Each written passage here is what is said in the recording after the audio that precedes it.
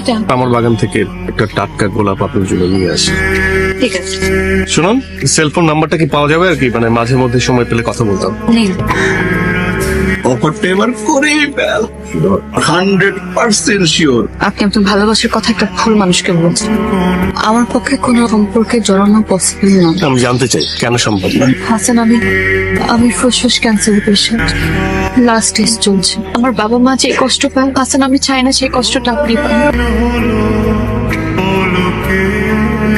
মা, আমি হাসানকে অনেক ভালোবাসি। আমি চাই ও আমাকে জোর করে নিজে করে নেই।